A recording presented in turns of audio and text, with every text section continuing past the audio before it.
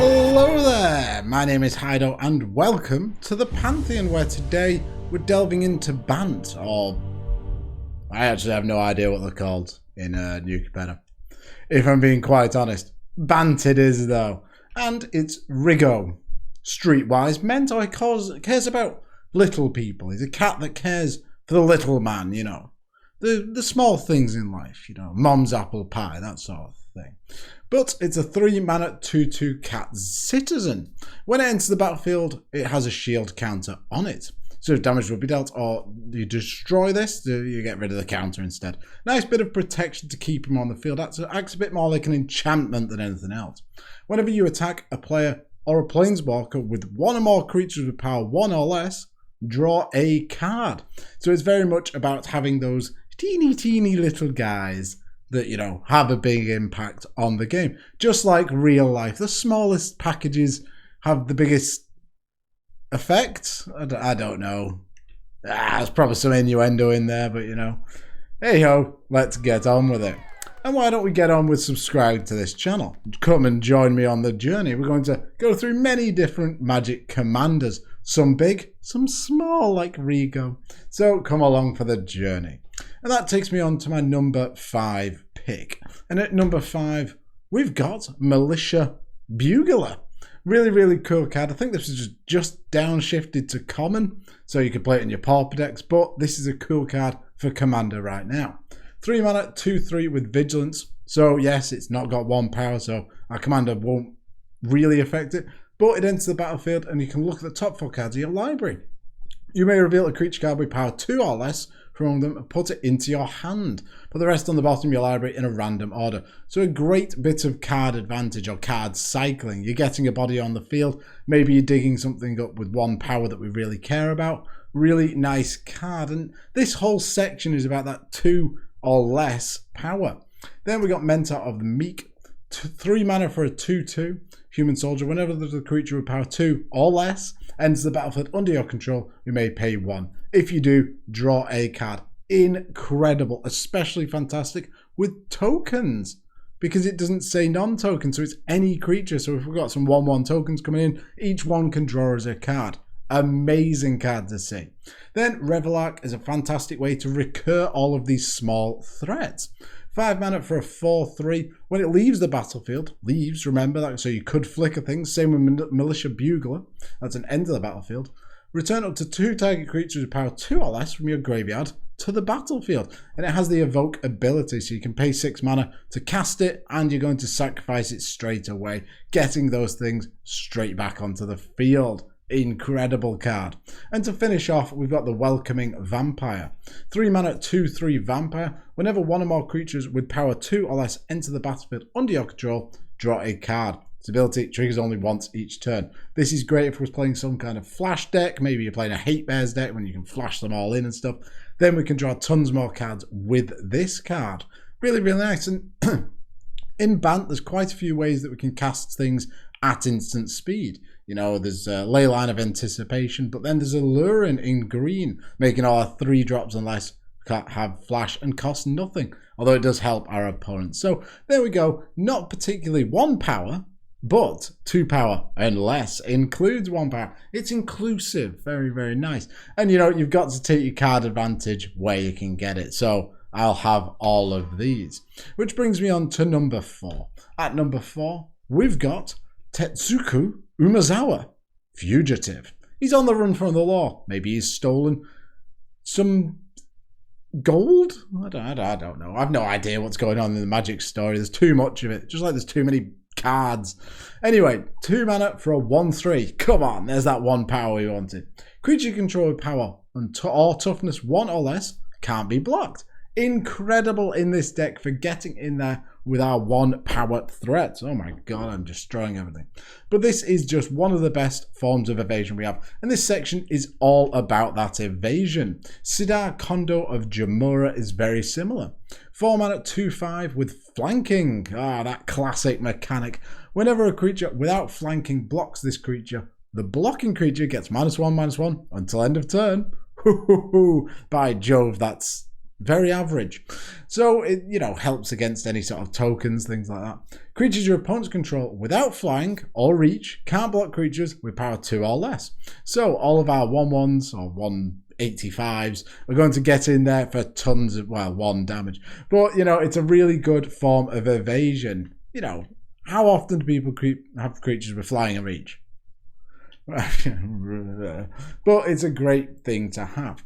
Rite of Passage, or Writ of Passage, I don't know how you pronounce that, is a 1 white aura enchant creature. Whenever an enchanted creature attacks, if its power is 2 or less, it's unblockable its turn. Absolutely fantastic for getting something in there over and over again and getting some card advantage from our commander. But it's the forecast ability that I'm really into. So we can pay 2 and reveal it from our hand. Target creature with power 2 or less is unblockable this turn. So every turn, that's 2 mana, and you can only play this during your upkeep once. So this is once per turn, 2 mana to make something unblockable.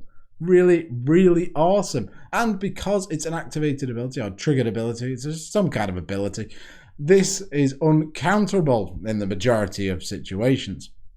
Wonderful card, perfect for this deck. Then we've got Dusk, and I'm going to have to break my neck in a second. So 4 mana for a sorcery, destroy all creatures with power 3 or greater. There we go, our commander stays alive. All of our 1 power dudes stay alive. And then from the graveyard, we've got Dawn. 5 mana for a sorcery with Aftermath. Return all creature cards with power 2 or less from your graveyard to your hand. Excellent bit of card advantage. Return everything that's died, and then we can redeploy it. So incredible card, works in both axes, and I just think it's incredible. I've put this in the evasion section because board wipes are sort of evasion, especially one that's so targeted as this. All of our creatures will survive, including our commander, and then all of our opponents, you know, who like playing big things, ooh, boo, get off the stage, will lose all of their things. So a great selection there that I think fits the deck wonderfully. And that takes me on to number 3. And at number 3, we've got Merfolk Famtregist. I don't know, man. These words are getting harder. 3 mana for a 1/2. This section, all about switching power and toughness. So tap, switch target creature's power and toughness until end of turn. So the cool thing about this commander is we want to get in with 1 power dudes. Okay, that draws a card. But that's going to lead us to playing a lot of 1 mana dudes. And that is not great because 1 damage isn't going to do much in the grand scheme of things. But a lot of creatures that have 1 power end up having 10, 15 toughness. So if we can flip them after combat, suddenly, before damage, suddenly we're going to be dealing 20 damage or something like that. So this is a great example of this. It's a 1/2 as well. So if we really need to get it in for 1 damage and draw a card, we can do. So wonderful card in the deck. Then this is a silver bordered card, but who cares? Who's actually bothered? Just play it. It's got great artwork from Wayne, England, and it's 4 mana for very cryptic commander, at least this version of it. I think there's 6 versions altogether. Choose 2. It's an instant. Switch target creature's power and toughness until end of turn. Hey, that's what we want to do. Target creature can't be blocked this turn. Oh my god, that's also what we want to do. Draw a card. If the card's art is by Wayne, England, reveal it. You draw another card. Hey! Oh, we can assemble a contraption. Please God, ignore that. But, you know, 3 modes that are actually pretty good. Unblockability, draw a card. Switch, draw a card. Switch unblockability. Really, really cool card. Fantastic. Just play it. It's a great bit of history and just play it. Just play it. Who cares if it's silver bordered? Then we've got the Crook Claw Transmuter. 4 mana, 3/1. Flash, flying. When it enters the battlefield, switch target creature's power and toughness until end of turn. Nice little combat trick, and it's a 3/1, so, you know, bit of a threat in the air. You can potentially chump block something. Really, really nice to see. Then, to go along with it, we've got Twisted Image, a fantastic cantrip. 1 blue for an instant, switch target creature's power and toughness until end of turn. Draw a card. So for a single blue to draw a card, I'd take that every day of the week, but it's doing something that our deck wants to do. And the really cool thing with these sort of effects is if our opponent's playing like a 0/8 Don't know why they would, but maybe they are. You can switch the power and toughness at 0-8 to make it an 8-0, and due to state-based effects, that creature dies instantly. There we go, nice bit of tech for you. Then we got the Turtle Shell Changeling, and this section's all about creatures that flip their power and toughness by themselves.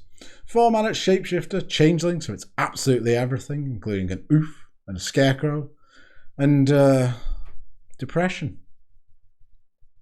Wait, no, so anyway, 2 mana, we can switch his power and toughness until end of turn. Hey, exactly what we want to do, isn't it? Then we've got the Master of Winds. 4 mana, 1/4 with flying. When it enters the battlefield, draw 2 cards, then discard a card. So a nice little effect for the enter the battlefield. And talked about a couple of enter the battlefield effects earlier. We could potentially have a flicker sort of sub-theme in the deck. Whenever you cast an instant sorcery or a wizard spell, you might have its base power and toughness become 4/1 or 1/4. So you can flip it backwards and forwards if you so desired. And it's a base 1/4. So if this gets through just with our commander on the field, we're going to draw a card. Hey, card advantage. And this Shapeshifter is a wizard. So there you go, a great way to flip it. And guess what? You're going to be playing instant sorceries. Then we've got the Wind Reaver. 5 mana for a 1/3. Unlimited power. It's got flying, and you can do a ton of different things. Pay a white to give it vigilance until end of turn. Pay a white, give it +0/+1 until end of turn, so buff its toughness up. Pay a blue to switch to its power and toughness until end of turn, or pay a blue to return it to its owner's hand. There you go, it does everything this deck wants to do. Fantastic. When I first started playing Magic, and I was playing all kinds of rubbish 7 mana worms and stuff, I had a friend that played this card, and I couldn't destroy it. I couldn't do anything against it. It just absolutely decimated me. Really, really cool card. Perfect for this deck. So there you go. Flipping power and toughness. Really good with, things with big booties. Then let's have a look at my number 2 selection. And in the selection box, we've got creatures with massive amounts of toughness. And I spoke about Wayne England, very cryptic command before, the Silverbog card.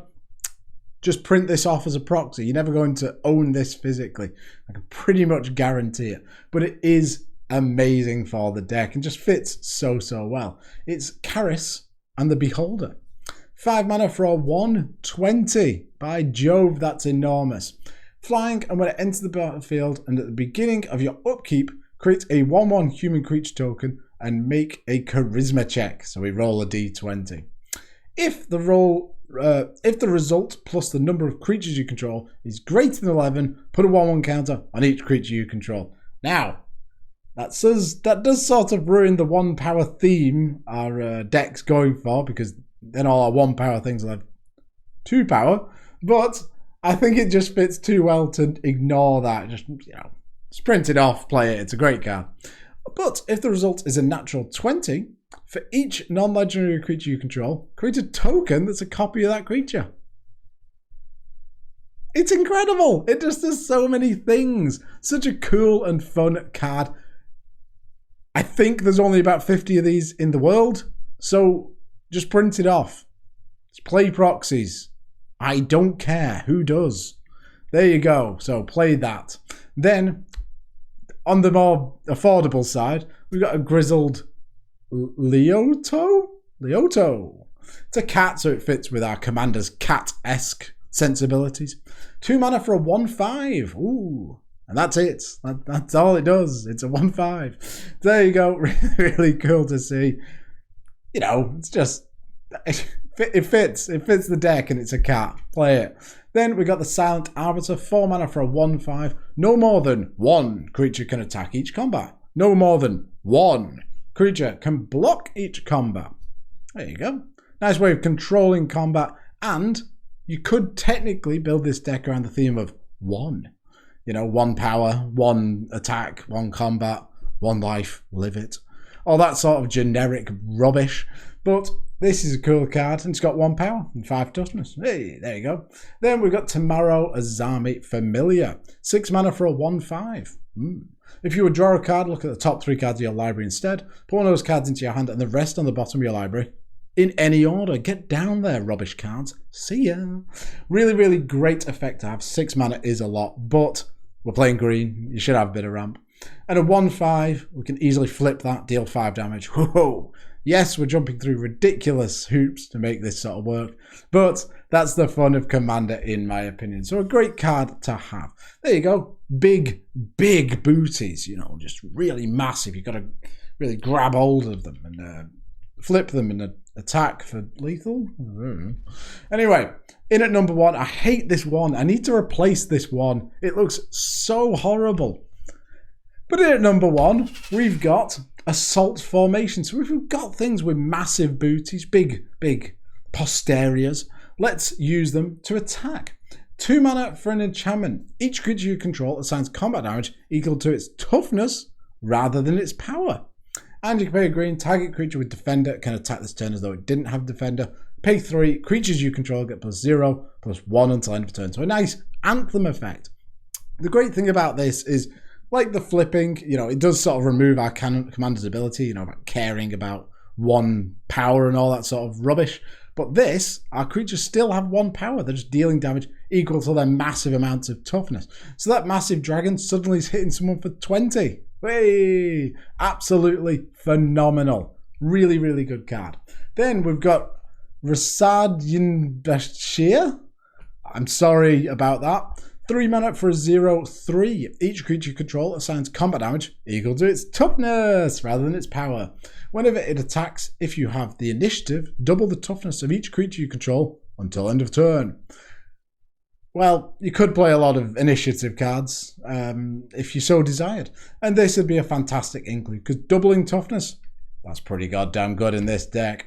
Then we've got the Belligerent Brontodon. 7 mana, 4/6. Each creature you control assigns combat damage equal to its toughness rather than its power. Are you sensing a theme here? This is a great card. You know, 7 mana is a big investment, but it's good to have redundancy. Then we've got High Alert. 3 mana for enchantment. Each creature you control assigns combat damage, wait a minute, equal to its toughness instead of its power. Creatures you control can attack as though they didn't have Defender. Hey! And this is really cool. Untap target creature. So if you've got a lot of mana dorks or something, or maybe a mana dork like Selvala, the mono green one that can potentially make 5 mana. With this, we can pay 4 mana to untap Selvala and make infinite mana. Hey, there you go. So it's a combo piece. It lets us attack for lots of damage, and it's an enchantment. You might want to build that into a theme. But then we've got Gauntlets of Light, another enchantment. By God, it's built itself. 3 mana for an aura enchant creature. Enchanted creature gets +0/+2 and assigns combat damage equal to its toughness rather than its power. Wow. And then enchanted creature has pay 3, untap this creature. So again, this could go infinite with that Selvala. Heart of the Wild, I think. There's quite a few other cards that this could go infinite with. Oh, God. Nah, I've not got them in my head. Gloam Tender? 2 mana tap for mana of all the permanents you control?